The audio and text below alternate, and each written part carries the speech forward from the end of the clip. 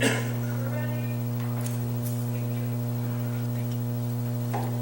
afternoon. Today is Tuesday, November 28th, 3:30 p.m. We're at Vets Hall. This is a special meeting of the Citizens Finance Advisory Committee, and I will call this meeting to order. We do have a quorum present. 2 members were excused, and possibly the 3rd member will show up. So we have a quorum. Let's do the Pledge of Allegiance quickly. If all rise, please. I pledge allegiance to the flag of the United States of America and to the republic for which it stands, one nation, under God, indivisible, with liberty and justice for all. Thank you. Okay, so first off, we have any committee members' announcements and presentations. And actually, we have a member that may have to depart at 4:15, John Martin, so I'll just make that announcement. Secondarily, I have passed out handouts. Jennifer, I have one for you, and I have an extra one. The handouts are basically the background information on the Measure Q, and that was also included in an agenda item from, I think it was maybe 2012, if I'm not mistaken. So if somebody wants to look at this, but you guys have all seen it before, but we have some newer members that may not have even been here in 2006.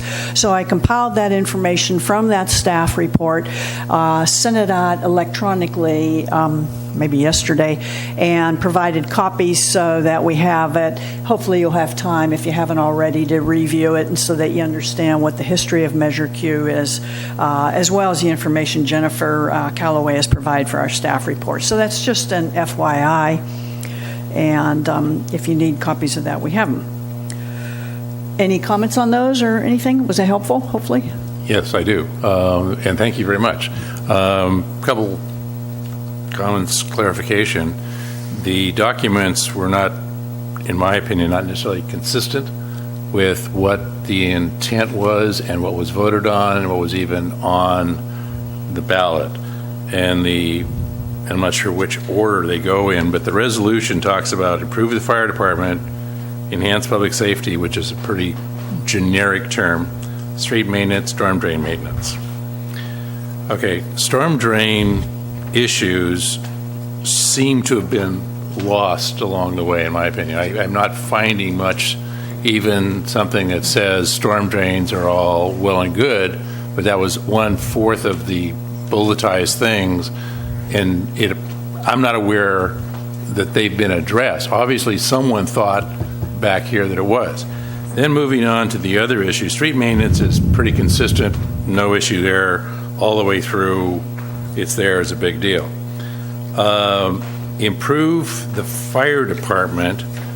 Generally, in the other discussions, talk about physical things.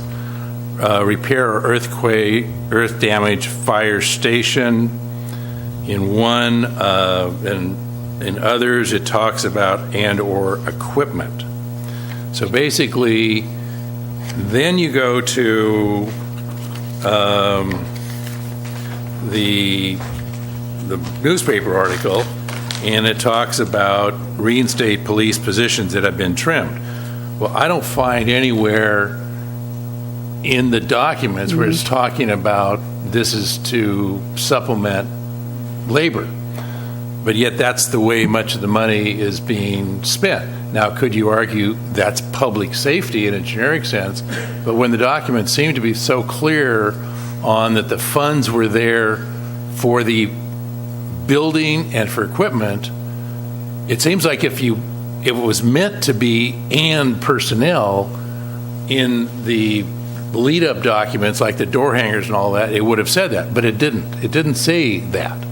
You could argue, and then in the ballot measure, it was slipped in, and other general city services, where I don't know where that came from, because that now can open it up as far as what we actually voted on, or not, I guess I wasn't one of those, but the people who voted on it, basically, then you could say, well, it's anything.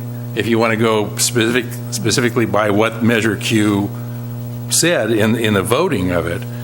So anyway, my comments are, like I said, they're very, I could go through the rest of the things, but they're, in my opinion, they're fairly inconsistent. Two issues. One, I don't see where the storm drain issue has been addressed, even to say, well, I know we put it there, but it's all fine. We don't have any issues with our storm drains. And maybe you can give me the history of how did what appears to be very specifically spending money relative to the fire department now is morphed into also some for the police department, which wasn't mentioned at all. And it's for labor where it seemed like that was not the intent. Okay, so anyway, those are... Let me address a couple of those based on the history. Thank you, Bart, for that. I would agree at some point there may be some inconsistency. What you have to remember is you had maybe a group of citizens writing, trying to drum up support, talking to people, writing, editing, door hangers, et cetera, and that may be a different group, and there's some inconsistency there. But the reason we have this information and supply it is this is what we, the committee, whoever that was, it wasn't me, but the committee, it was a former member, one of them was on this committee previously. It was what the committee was, if you will, marketing or selling to the public to get their support. What actually got on the ballot might not have been the exact wording of all of that, and it couldn't be because that's inconsistent. And you are absolutely correct. There is a caveat in there, shall not, improving the general safety or wherever it was, some very general thing that means the money could be used for anything. So to me, that means, okay, maybe you spent 90% on the fire and police one year, you had excess of 10%, you spent it on something else that improves the public safety, and that's reasonable. These weren't a 25%, so that's number one, I'll say. Number two, we have addressed the storm drains over previous years. We've had expenditures in the previous Measure Q budgets to address that and repair that. Whether that's done, that hasn't been done every year, but there's a process that the staff goes through to request Measure Q expenditures explained in here in the A and B. And then thirdly, in the information Ms. Callaway provided, basically, this was not passed as a special tax initiative, under the Prop 13 guidelines of 2/3, based on the consultant work, thinking, and they didn't get it. They missed it by some tenths of a percent. So it was really passed as a general tax initiative. Technically, what that means is our city council could direct our staff to use this money for anything. Now, they've adopted resolutions over the years and refined them, stating that is their intention to focus the expenditures on what we promised the voters. But a new council or the existing council could come in and change that tomorrow. So, again, my intention was not to confuse you with all this information. My intention was to kind of give you some backup information so that when we're making decisions, hey, we kind of know what was marketed. Any comments, Jennifer? I think you did a good job explaining that because it was a general tax measure. It can be used for any general fund purpose legally. Staff's goal is always to meet the intent of what the voters passed that for and make that recommendation, and it's the council's choice to accept that or not. Your job as an advisory board is to say we think you've met that intent. So that's what we're looking at when we bring you this information is, did we meet the intent of what the people thought they voted this measure for? In terms of the allocation, there was no specific direction in any of the materials, I don't think, about how much should be allocated towards fire, how much should be allocated towards storm drains. So as long as in general, over the course of several years, you are meeting those allocations, if there's a storm drain issue that comes up and we can allocate some of that money to address that would be appropriate under the ballot language. It may not be every year, though. So maybe that helps. Okay, so you're telling me, and this is a slippery slope kind of discussion with another measure potentially going on the ballot to basically say that what everybody thought they were voting on, the council has the authority to override that and do whatever they want. That's what I just heard. Rather specifically, in my reading of this, the intent clearly was not to provide for labor. It was to provide for things like the fire department, like equipment, first aid equipment. Police was not mentioned at all. So so you're saying, though, that's all well and good, but since it wasn't a 2/3, the council can do whatever they want. They would like to stay within what some interpretation of the intent is, but they don't have to, and in my opinion, that's not what's being done here. Now, most of it's going to street clearly clean. In the past, apparently, when someone for storms, clearly clean. But the resource person at the school, I don't see where any interpretation would get funding of that as an example. Anyway, that being said, I'm not, you basically pointed us in the direction of what did Measure Q do and what was it saying. Forget the door hangers even. I'm just saying with the resolution and what was on the ballot, although the door hangers, once again, that's a pretty slippery slope again to basically try to start arguing that what was told to the community through these pretty official door hangers, well, that may have been a misleading thing. The only other comment I'll make is the ballot initiative clearly states funding equipment, fire stations, police, so that implies to me police funding is included. Go ahead. Yeah, and I just want to clarify that legally, because it's a general tax measure, it only had to pass with a 50% vote, and that's why it can be applied towards general fund expenditures. A special tax measure, that's the 2/3 vote, is then very restricted as to what was defined as use of the measure. So I didn't want to give the impression that you can just kind of, whatever the measure is, depending on if it's special or general, is what would dictate what it can be used on. And the council's taken very specific action to try to define that in a way that was consistent with the measure. And that's what those resolutions are set up for. Thank you. Okay. Any other comments? Moving along, I'll open it up for public comment period. If there's any public comment on items not on the agenda or for which you cannot stay. Seeing none, close public comment. Let's move on to the consent calendar. A1, approval of minutes for the October 17th CFAC meeting. I think we have a correction there, John? Well, I was at the meeting, and my name just got left off of the members present, so if you could add me to that, thank you. Was there anybody else? No, John Irwin wasn't here, so that would be right, 6. Okay, so if you just make that correction, appreciate it. So with that correction, I'll move to accept the minutes for October 17th as presented. Do we have a second? I'll second. Thank you, Dawn. All in favor? Aye. Okay. Approved, unanimous. Thank you. All right, we will move on to B1, business items. Any public comment on items in B?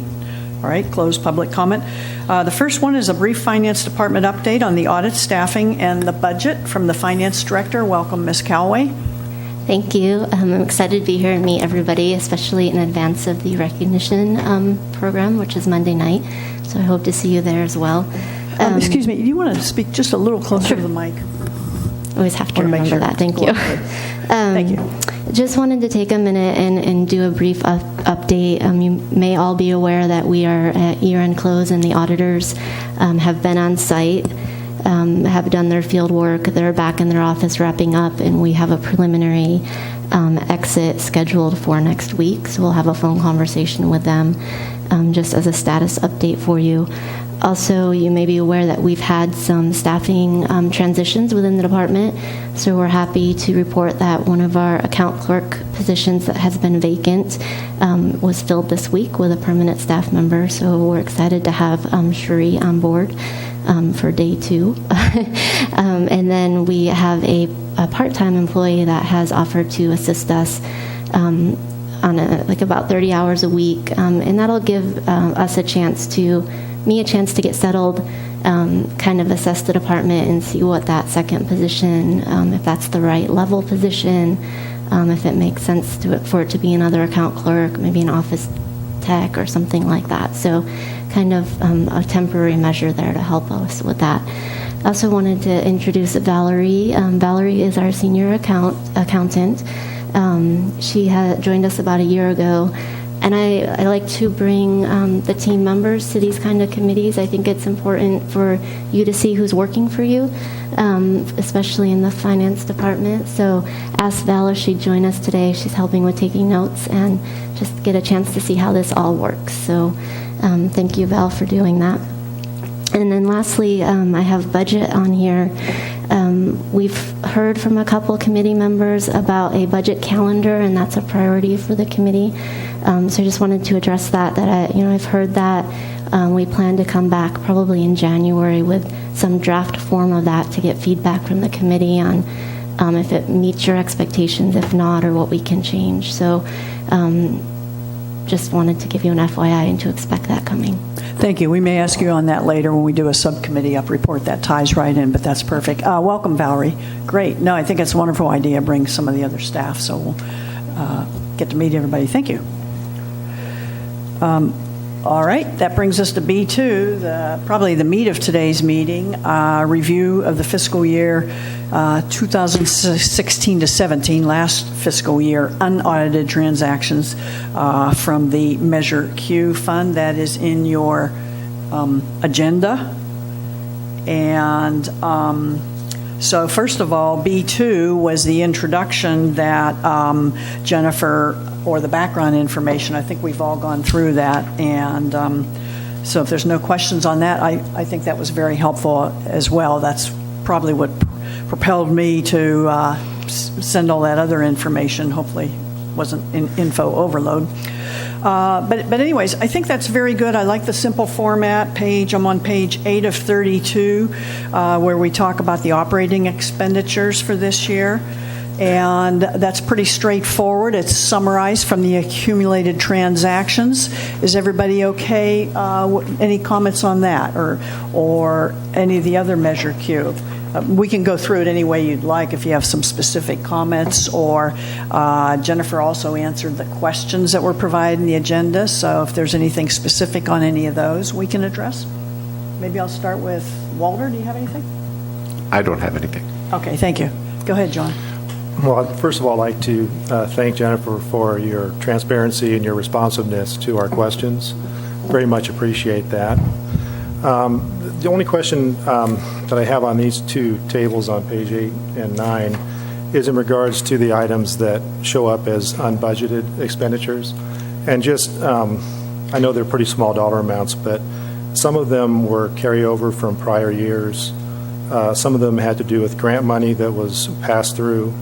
And just as someone who comes to this cold, if there are things like that that could just be simply explained with a footnote, it would be appreciated, so we don't have to ask questions about things that have an easy explanation that we could get, up front.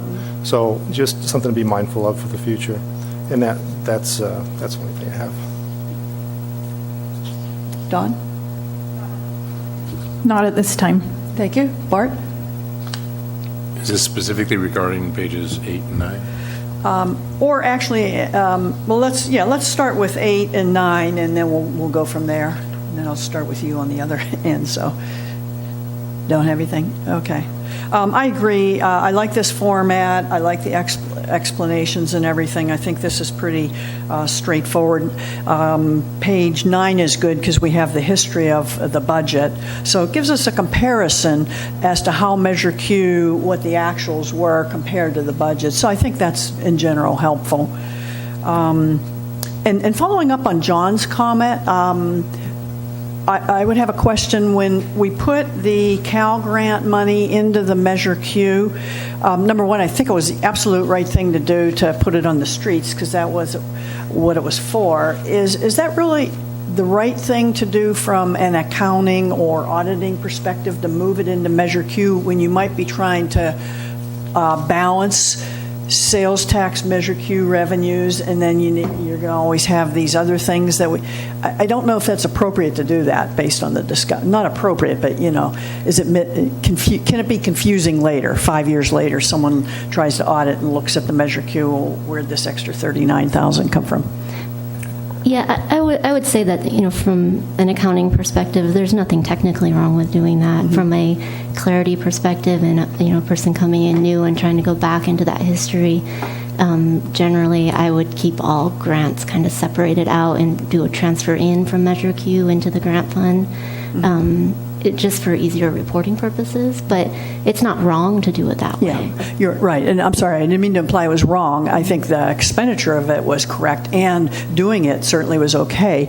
I'm more concerned about when we're in the course of doing our budget-friendly documents for citizens, we hear a lot of, well, these transfers in, transfers out. So I would think you would just keep it in the general fund, use it for the streets or whatever the appropriate grant usage is, but I'm not sure I would cloud measure. But I don't have any strong feelings, so I'm not going to make a recommendation, so I'm glad. It sounds like we're on the same page. Okay, and then following up that line item, so let's go to the questions, okay? Because I think there's one point of discussion. The questions were answered in the agenda, and then Jennifer also gave us some supplemental information. So does anybody have any comments or questions on our questions to staff? Go ahead, John. Just a point of clarification, Jennifer. So on the debt service for the fire station, so you've got this reserve requirement that they're allowing you to accumulate over a 10-year period. Does that include, is it 10% of both principal and interest payment, your annual total? Is that the calculation? So typically, I didn't pull the actual bond documents for this, but standard is your last annual payment amount. You set up an indenture account for. So it would include the interest expense? Okay. And USDA is unique in that they let you do that over the 10-year period. Most bonds that I've worked with in other cities, you've had to do that up front. Okay, so the way it's working is when the budget's done, it's shown as a use of money, but in reality, it's just a set aside for the future. So when we get to the last item on today's agenda, it's in regards to basically how much is available for the following fiscal year in Measure Q funds. And you've got a fund balance in there that is fully restricted because it's a tax measure. But in fact, part of that restricted money is restricted further by the bond indenture documents, right? That's correct. So would there be a way to show that, or would that be improper? Or because I think it kind of gets lost in the mix. And then the other thing is that it's a little awkward that you have set aside this, I think it should be roughly $33,000 by this point, and yet you finish the fiscal year negative cash. So I'm not sure how the USDA views that when in fact that cash is not actually sitting there in the bank set aside like they think it should be.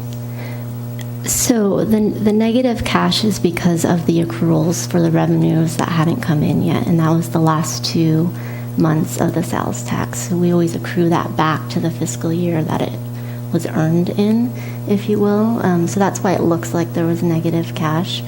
In terms of clarifying that, I think when we start presenting maybe a mid-year budget report or the budget document and we show the reserve balances, it would be very appropriate to show an indenture balance there for this fund, and you could see it grow each year with that 10%.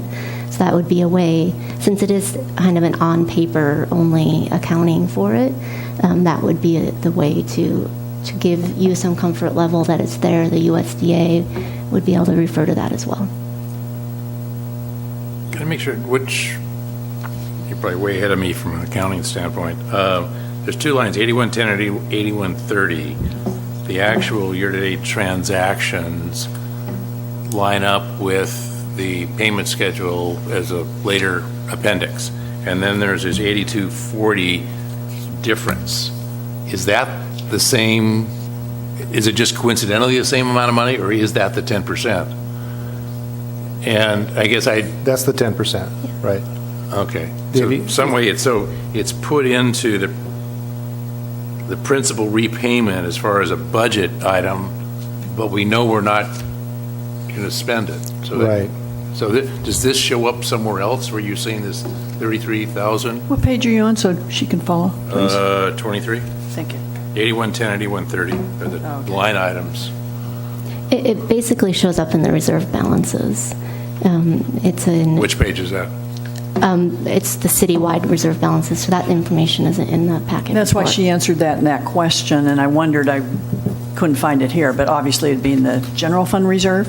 Like the citywide financial Oh, statements. citywide, okay, Mhm. okay. I mean, that's the easiest one of all to estimate because it's a fixed Right. amount. Right. But yet we're automatically going to be over by this, well, under, Under, if you will. right. By this $8,200. Right. I don't know. That seems, Bart, if you, the very last page of our packet today yeah. shows the Oh, I saw that. Measure Q, departmental carryover, and unallocated cash.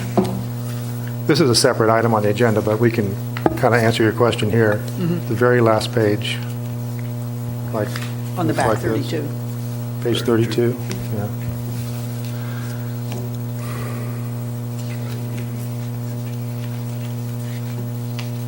Okay, I got them out of order now. So it's page 32. Yeah, so the very bottom of page 32, it shows balance available to allocate in the following fiscal year, so 17, 18, and it shows a balance of $125,993. Out of that $125,993, there's roughly $33,000 that is this set aside for the 10% reserve. So in fact, that $33,000 is not available to allocate in fiscal year 17, 18. Would that be correct? That's how I understand it. I did call Susan to confirm with her how she had been reporting or recording it in the past. So that's how I understood it from her. And for clarity, we can pull that out as a line item so the committee can see that going forward. Okay, that explains why the carryover every year always seems, we recommend, like last year, 55K go to the streets or whatever, and it's usually offset by this. So, okay. So there is a reserve there, and presumably at the end of the 15 years of the payoff of the debt, you would have that. 175,000 or whatever it would end up being, you know. That you could choose to make your final payment with, Yeah, or yeah. you could make your final payment and have that as fund balance to allocate out. Okay, that answers my questions on that. I just have one other, Yeah, and go then ahead. I'll be quiet. As that's far okay. as the police standby pay, there was another $13,000 in fiscal 17-18's list of requests, and very little has been spent for that purpose. What is your opinion of that going forward?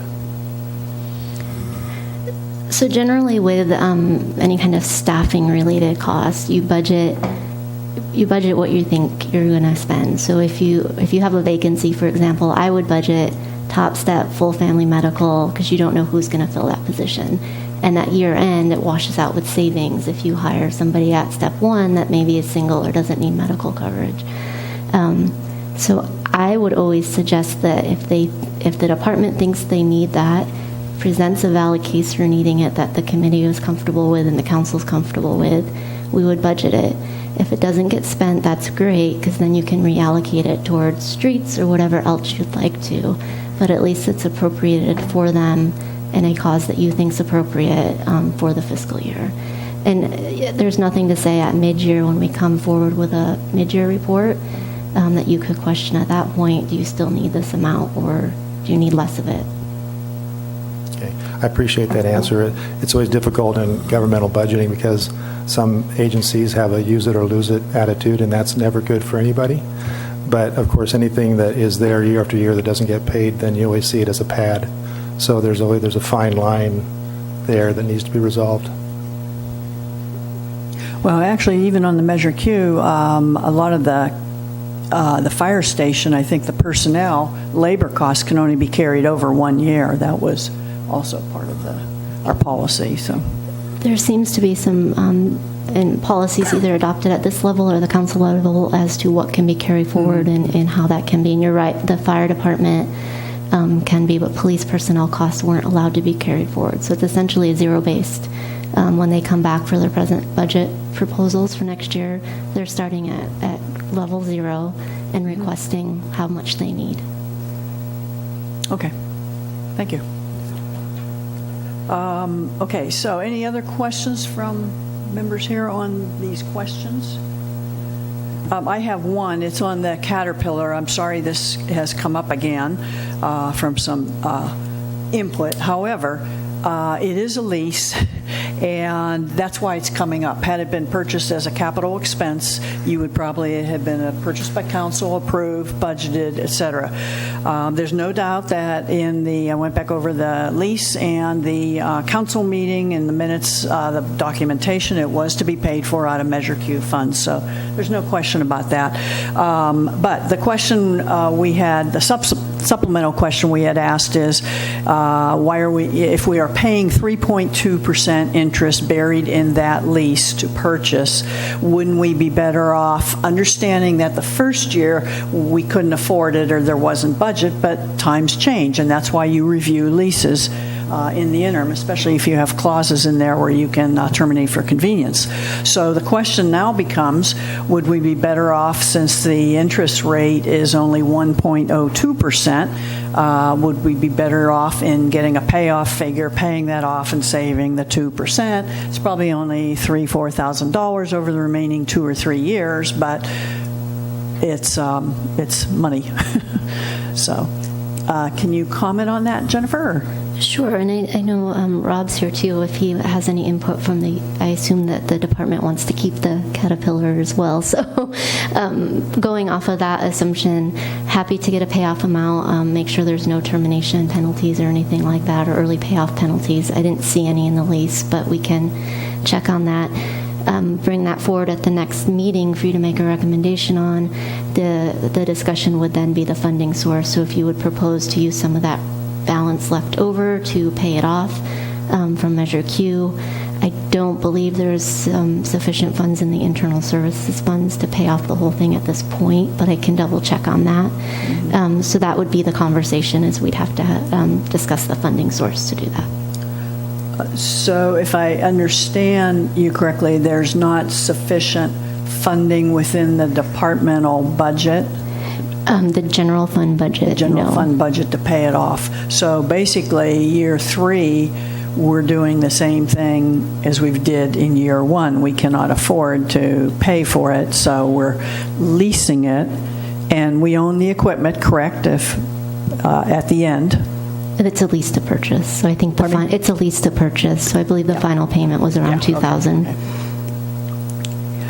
Okay, so then I guess the discussion is the other funds that we have invested are for other enterprise funds, or they're not available for this purchase? Well, there's internal service funds that the city has set up. There's a equipment replacement or maintenance fund.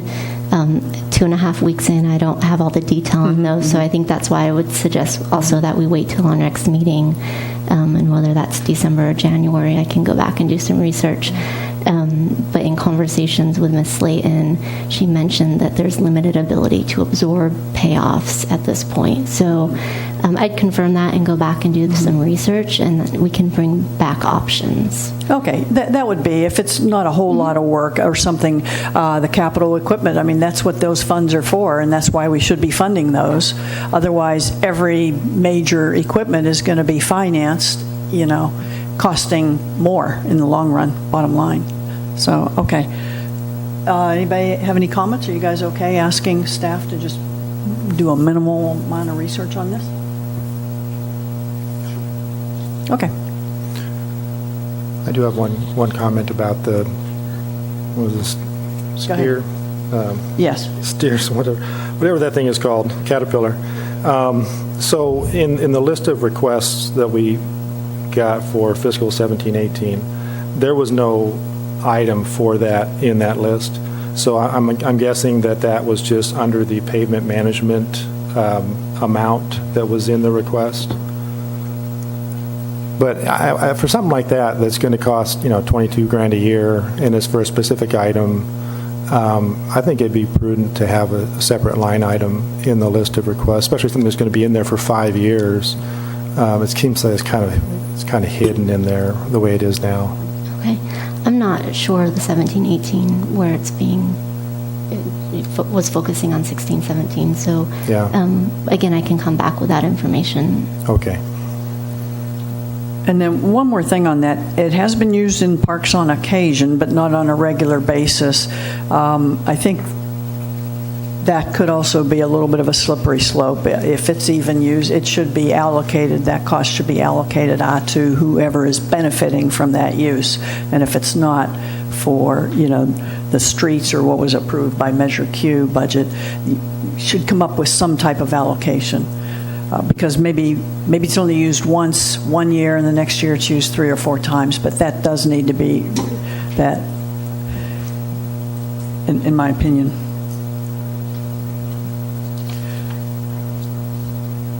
Okay, on the accumulated transaction listing, again, thanks, Jennifer, for doing that. Number one, I like the fact that you've labeled every page who ran it and when and the date. And I also like the fact that you've managed to get the column headings on every single page. That was something we didn't have before.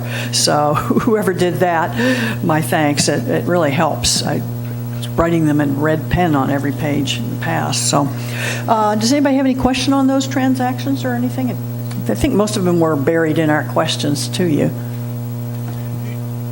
Yeah, just a comment. I don't know to what extent this is a program that's been set up, but I was trying to go from the first table to the detail to one that just John referred us to on page 32 to try to find the numbers, and it wasn't necessarily easy. Some were pretty straightforward. But the easiest one obviously would have been the revenue lines. And for example, the interest and the other revenue, the grant money is way down in the detail. I would have expected to see all the revenue line items and maybe subtotal revenue and expense items in the same order as the other ones. And then I went to like the fire department salaries to look at the detail in the back for that and to line it up. I could ask a lot of questions where I couldn't find numbers. And you're new, but I would hope next year I think it'd make it easier for you if basically you could see all the detail rolled up to a line item here, unless I'm just missing it. I just couldn't.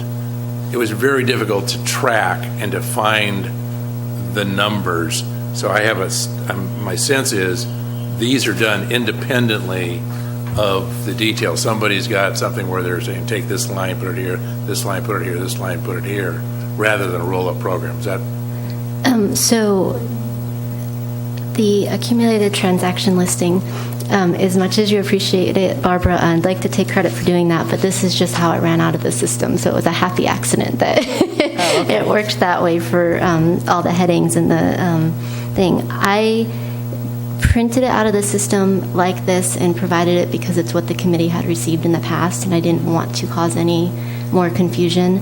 The charts in the staff report, I took these reports and I put them together so I could better understand it. So I understand where you're saying that it's hard to go through and add them up. The revenues don't all come to the top, which is more typical.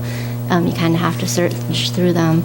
So if the committee would like, I'm happy to kind of dump these in Excel and make them summarize up. I just didn't want to cause any I'm not asking for confusion. anything this year now. No, in the future. Next year, because I just think it would make it easier for you. It'd be easier for the council when they review documents, because we all would have this. You have the same difficulty in trying to make sure you understand where to find things. So it's not like we're any different than you, because I know you would have had the same problem I had. Yeah, I didn't want to steer too far from the traditional format, but if I'm given a green light to do that, then I'm happy to do that. Well, in fairness to Jennifer, she did present this to me before just so we could, and we agreed.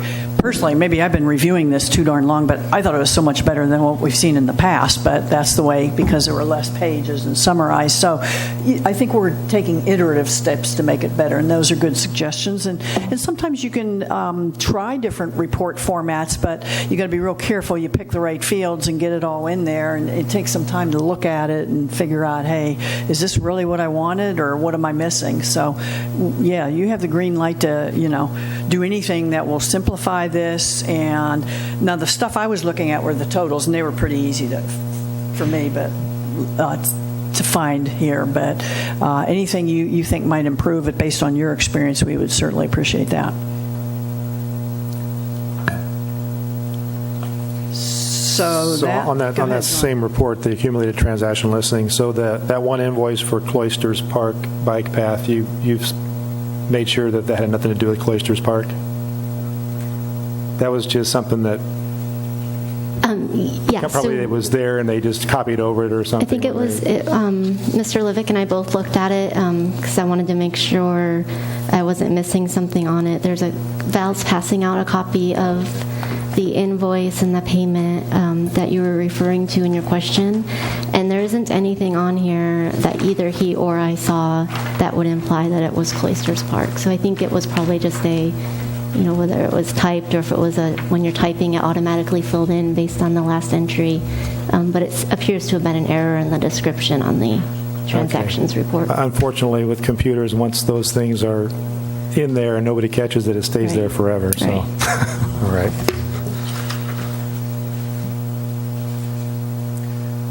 Okay, so any other questions on that before we go to the last page, which is item B3, the carryover report?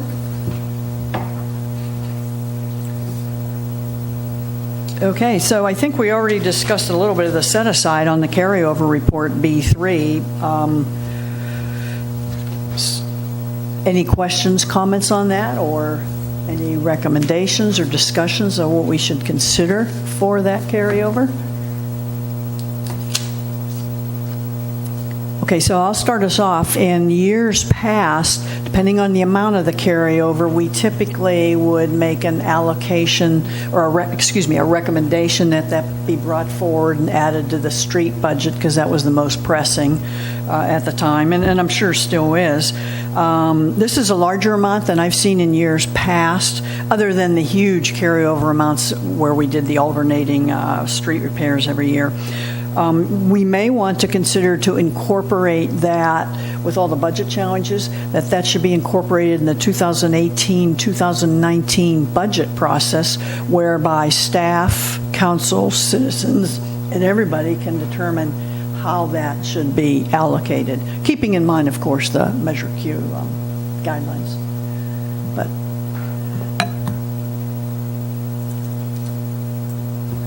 I would just say I think that's a reasonable suggestion.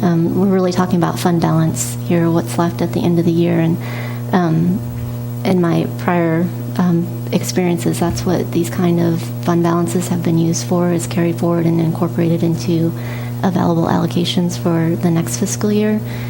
We could also have a conversation at mid-year again if you wanted to see what has been spent so far this year and where, and then you could have a conversation then as well. I think it's a sizable amount, so I'm not sure maybe all of us have the recommendation. However, I do want to ensure that it does go to the Measure Q, guidelines, focus areas. But I also know we have some budget challenges and everything else, so I presume it's too late for the pavement management plan this year anyways. Any other comments or thoughts? I would just like to say, I think it'd be a good thing if the fund finished every fiscal year with a good-sized balance, because I think what probably Rob runs into is when you put together road contracts, more often than not, the bids come in higher than you think. And so it's never a bad thing to have a little extra money. It's always costly to try to cut those contracts back to fit a budget. So you're always better off to have a little bit of money left over that you can put toward a larger contract if needed. So I think it'd be a good thing just to have a good-sized carryover every year. I would just add, I would feel more comfortable making a recommendation if I knew a list of high priority needs that might fit within that dollar amount of the carryover, to be able to make a recommendation whether to keep that carrying over or spend that on something within Measure Q that's a high priority but just hasn't been able to be paid for specifically. I think we could provide that information, especially when we're doing budget proposals. You would get a list of priorities and a list of options. So I think that would be a prime time for you to have that conversation. The Measure Q. For Measure Q, yeah, specifically. For next fiscal year. Yes. I know John's got to be leaving here in minutes, going to Bakersfield. It sounds like there's another document that we don't have, and that's the guidelines for Measure Q. Since it's been acknowledged that there's an inconsistency between what you passed out and well, No, there's not another document. there's some guidelines that have been referenced here in this discussion as far as how do we spend the money, or someone along the way, someone has decided, like the school resource officer, I don't see we can make an argument, I know that's important, but I don't see where that's... I see it under public safety. Yeah, Excuse the interruption, but I see it under public safety. Public safety could basically be used to fund the police and fire departments. And I don't think that was the intent when Measure Q was passed. Storm drains, if I can, Rob, since you're here, are virtually last 2 years, no money's been spent. Does that mean we're really good with storm drains? I think yes or no answer is fine. If it's yes, that's good. Let me open up for public comment on this item. Thank you, Ron. I wouldn't say that we're really good on storm drains, but what we have going on right now is our One Water planning effort, which includes a storm drain master plan as part of that. So we're reluctant to do a lot of storm drain work until we have this planning effort completed and a recommended capital improvement plan that goes along with that. So we, as most cities do, have a charted course for their expenditures in these big capital areas. Okay. One other comment is the contractor was used recently for the roads different than the one like a year ago? No, we issued last year a multi-year contract to pavement coatings, so it's more prevalent in the federal government. It's called an IDIQ contract, indefinite quantities, indefinite delivery. So we have them for two years. So next year we'll be going out to bid for work. And this contractor, Pavement Coatings, can only really do seal coats, chip seal, triple layers. They don't actually do paving where you dig up the street and put a new street down. So we'll probably next year need to do some actual paving work. Okay. So we'll issue a new solicitation for bid. The reason I mention that, my casual observation is that the work that was done this last 6 months is really well done versus some of the stuff a year ago, a little shaky. So something seems to have changed, at least by my casual observation. I think really good. Well, I think we had their B team when they first started last year.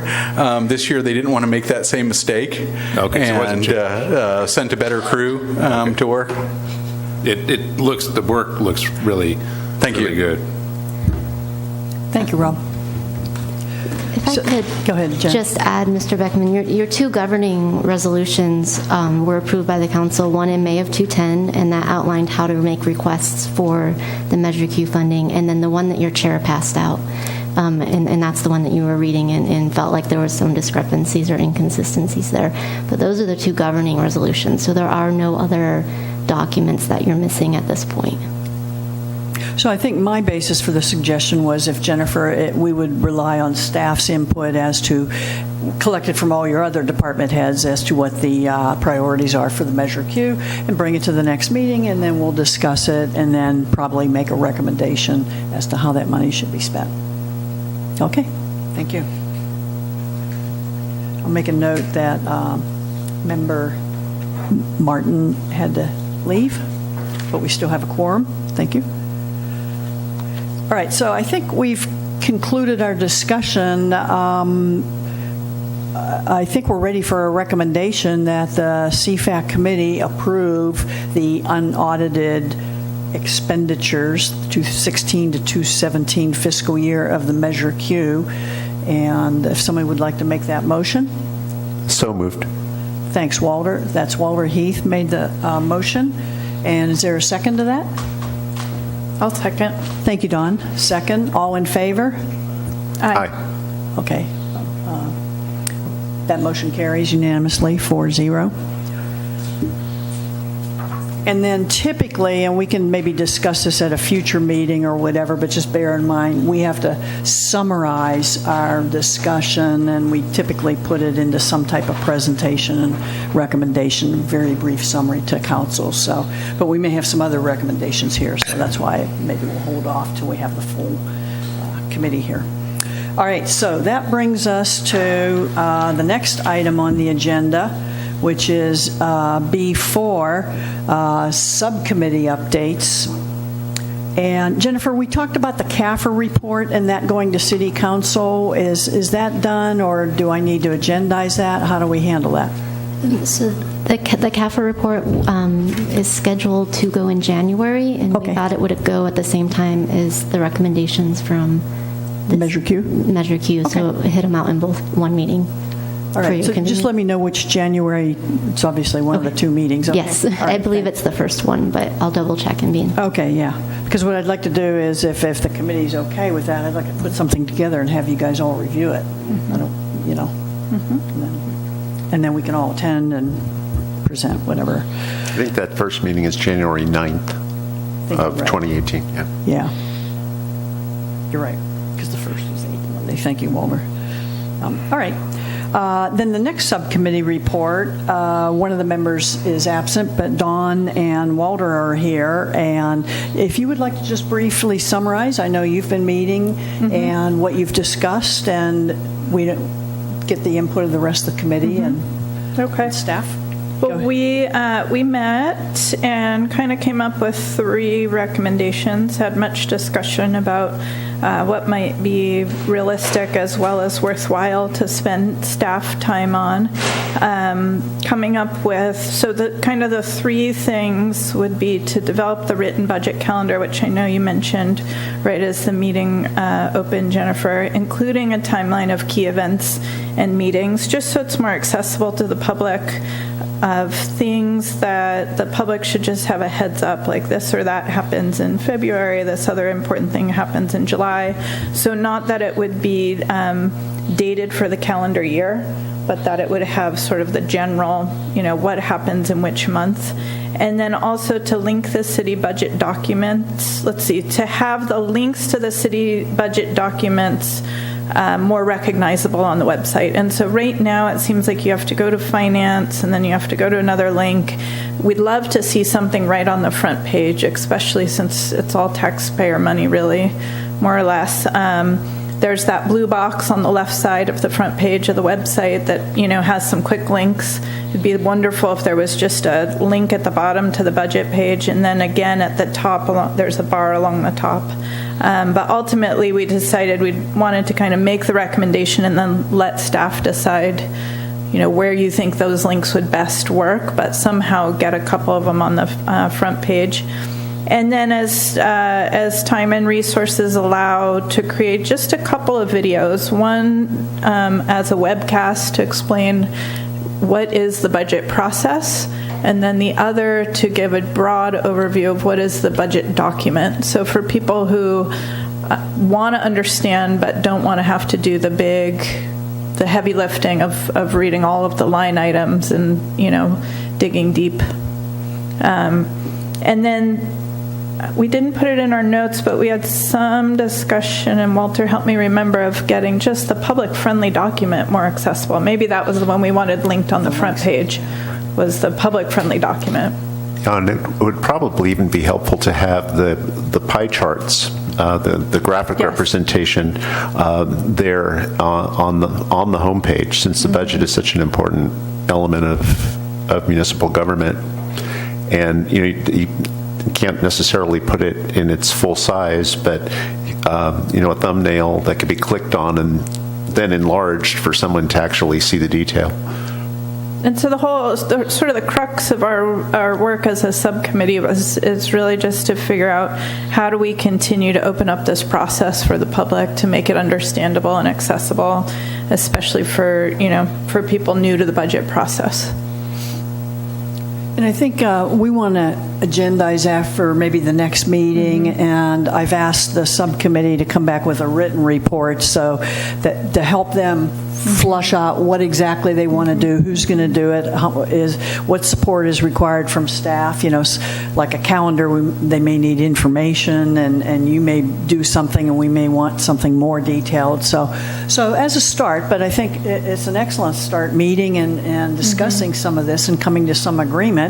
And the rest of the committee, I think, I know I would support your efforts there. Bart, I'm sure you.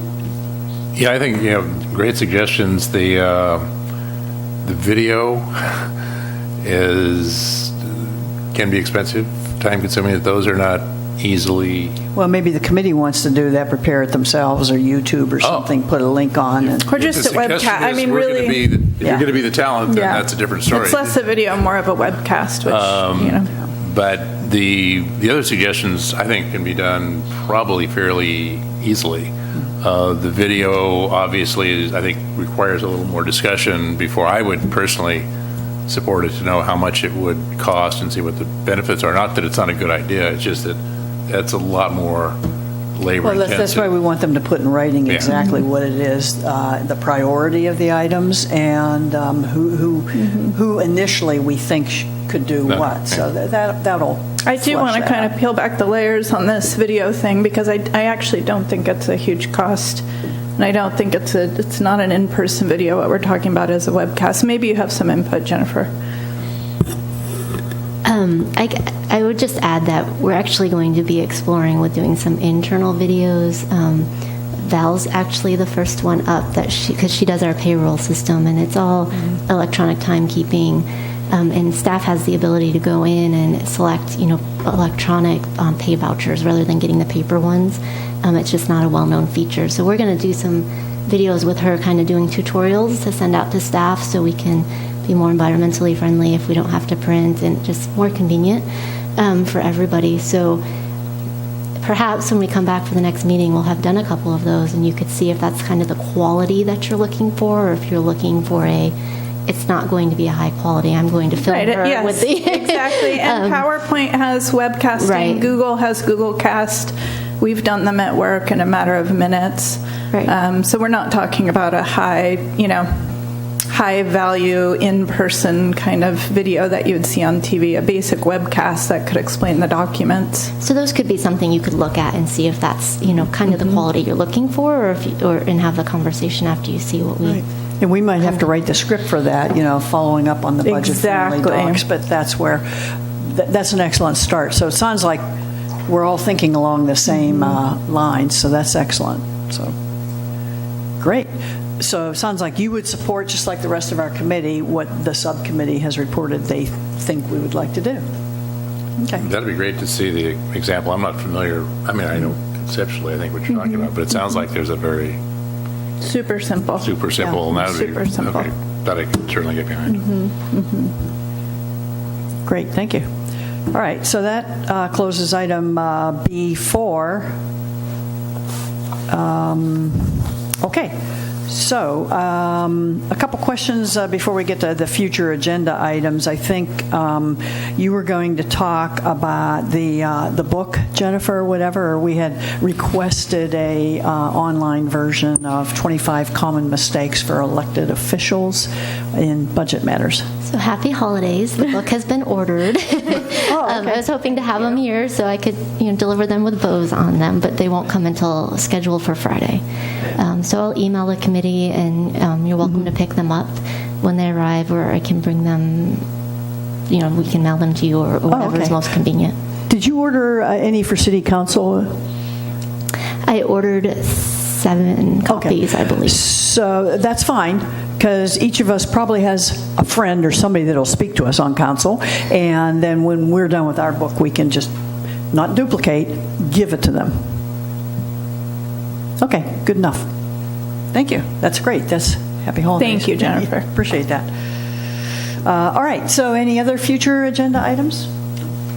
Just still interested, the one thing I wanted to bring up, still interested in knowing where we're at with that purchasing software, with the PO software, and getting an update whether it's next agenda or if you need a couple months? I'm not sure it's next agenda given the amount of work on some other topics. I do expect that we'll have another audit comment on that because it hasn't been implemented since the prior one, so that should be expected. The module exists. I'm not sure of the functionality, but it certainly would be important to get that going. It helps to track encumbrances. You can incorporate the contracting process into that. So it's definitely a top priority. I would hope by February-ish I'll have a better concept of how far along I've gotten in that and what support we need, if any. And my personal interest in that item is even just to get a timeline on that. Okay. Because it's kind of been lingering out there as without even a timeline for implementation or a goal date for implementation. So even that, if that was a February agenda item, to be able to come with some kind of goal date for implementation.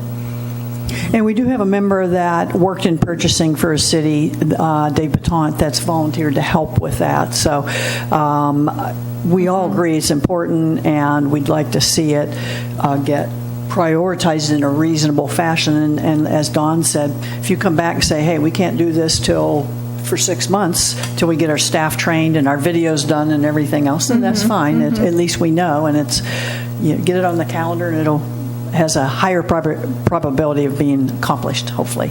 My other question on that is if having that in place would affect the understandability of the Measure Q funds at all, like if there's any kind of overlap between the two. I think in general having it in place is going to help the understanding of all of our funds because it's really going to take, for example, a larger street project or pavement plan project and encumber that money for the contractor or the who we have on contract to do that work. So that money will be set aside, it's promised to that contractor, and you won't see it as money that hasn't been spent. Essentially. So for all of our funds, it's going to be super important and helpful, I think, in understanding what those allocations are and how much has been appropriated and spent. And that's a good point, because this committee did recommend encumbrance-type accounting back when Ms. McPherson was on the committee over a year or so ago, and we couldn't do it because of the system they have, or the staff said they couldn't do because of the system they had at the time. So this is an additional feature that, not that you're not doing it now, you're just probably doing it in a less efficient and more manual way. So this would be very helpful. So it does need to get prioritized, but I think it's a little bigger task than most people think anytime you implement that, and the retraining and the cost, and may have to hire a consultant to get it all merged together. So consideration for that. Okay, so we're going to talk about the next meeting that has been scheduled. The regular third Tuesday is December 19th. I'm not sure all of our members can make it based on some feedback. So, and I don't think council's meeting that last fourth Tuesday in either. They're not. There's only one council meeting in December. Yeah, okay. On the 12th. So we got through the meat of everything we needed to do today, certainly on the Measure Q. We need to do some preparation, and the subcommittee is going to be meeting again. Is it necessary to meet December 19th, or can we just go dark in December and then meet January 16th at our regular meeting? Thoughts, comments? I would be fine with that. That's fine. I think that would give, is it Jennifer or Jen? Either is fine. Either? Heather? Yeah, either, whatever you prefer. Jennifer. But I think Jennifer might more time. Yeah. I think your focus on learning, coming up to speed in her job is more important than trying to get ready for one of our meetings. Right. You can see there's a lot of prep work, and she did an awful lot of work this time. And of course, the Measure Q is important. But you're absolutely right. My concern is that's the holiday time, and if we do all this and then somebody can't show that day because of illness, Was there a suggestion that we show up for the first city council meeting, which would be January 9th? Is that right? Did I catch that correctly? Yes, or, well, I'm not sure which one you're going to have us on, the 9th or the other one? The 23rd. Third. We're having our team meeting tomorrow, so I could certainly recommend it be the second Okay. one if you'd prefer to meet prior to that discussion at council. Yeah, I can come either time. So, whatever works for you guys, I'll get going on this little presentation summary. It'll be pretty straightforward, I hope. And then I'll add our recommendation in that we're reviewing the carryover balance priorities with this year's measure or next year's Measure Q funding. That's probably all we'll have for council. And if you want to throw in the CAFR report, that would be good to throw that all in there. You're talking the 23rd? No, the 9th, I think she's talking. But did you just suggest the 23rd so we could meet first? If you like to, we could do the 23rd. If you would rather not, we can do the 9th. What time? The council meetings? About 6. 6 Okay. it starts. We might not go on until you can get an estimate of that, depending Yeah. on when they put us. It could be 9, but That's what I was wondering. Madam Chair, would you prefer to meet on the 16th and then do the city council on the 23rd? So I mean, you're doing the work on that report, so. Yeah, I don't have any preference. Here's why.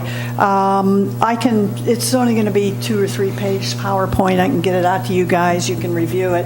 I'm more concerned that we get on a council agenda night where we have 5-10 minutes, and if they have a million other things in there, it's midnight on the 9th versus 8:30 on the 23rd. That would be my preference. That's why I'm deferring to her. Sure. But thanks for asking. You bet. Thank you for doing that work. Well, you guys are going to help too once you see what I Yeah. do. If you don't like it.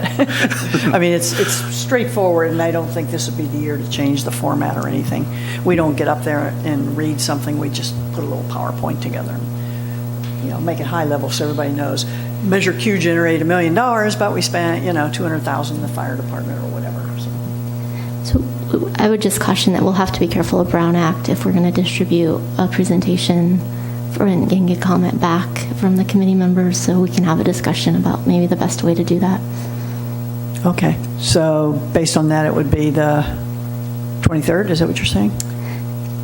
No, not necessarily, but if you're looking for feedback from each of the committee members on your presentation, we just got to be cognizant of the noticing and the Brown Act on that. So it might be better to do that at the meeting and then present on the 23rd. That's what I was suggesting. Give us a little more time, yeah. Yeah. So unless the January 9th agenda looks real empty and we can get in there and get in early, let's do it on the 23rd. Thank you. But either way, email us. I'll let you know for sure.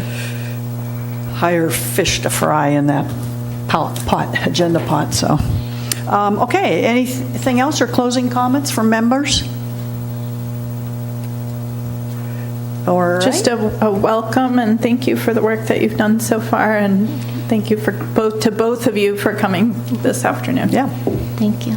Absolutely. And if you have any comments or questions or anything, in general, Jennifer has been sending to me, and then I just forward it out to all of you guys, and I do to both your personal and city. If you don't want me to use your personal, let me know. I can drop it. That's just I don't want to cloud your email server, but I know not everybody checks their city email since this isn't your primary employment every day. So, okay. Thank you all. Thank you, public, for supporting and coming out. And this meeting will be adjourned at 4:40.